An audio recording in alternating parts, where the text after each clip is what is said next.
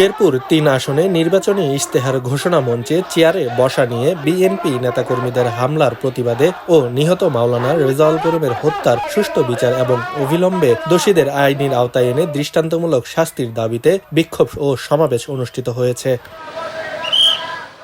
শুক্রবার বিকেলে জামায়াতে ইসলামের শেরপুর জেলা শাখার উদ্যোগে বিক্ষোভ মিছিলটি শহরের কলেজ মোড় থেকে বের হয়ে শহরের প্রধান সড়ক প্রদক্ষিণ করে ডিসি গেটে সমাবেশ মিলিত হয়। মিছিলে জামায়াত ও শিবিরের বিপুল সংখ্যক নেতাকর্মী সহ ১০ দলীয় ঐক্যজোটের শরিক দলের নেতাকর্মীরা অংশগ্রহণ করেন।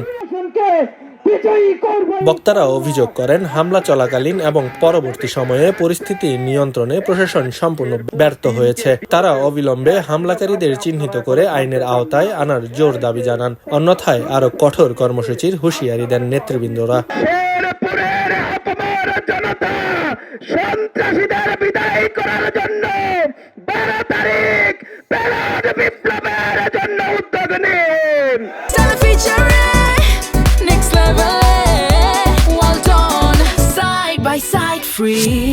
প্রশাসনকে বলতে চাই, আপনারা কি সন্ত্রাসীদেরকে ভয় পাচ্ছেন?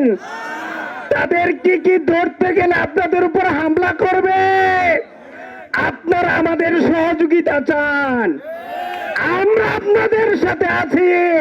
আমরা আমাদের ভুল বুঝতে পেরেছি, তাই আমরা এই 5ই আগস্টের 2024-এর যে বিপ্লব সংগঠিত করেছি, যেভাবে প্রশাসন যদি দ্বিতীয়বার আর কোথাও এরকম দুর্বলতা প্রকাশ করে 5ই আগস্টের বিপ্লবের পুনর্রূপ ফিরিয়ে আনবো ইনশাআল্লাহ। একদিকে আমাদেরকে বলেন ঠান্ডা থাকেন, আরেকদিকে আমাদেরকে অস্ত্র ব্যবহারের সুযোগ দেন।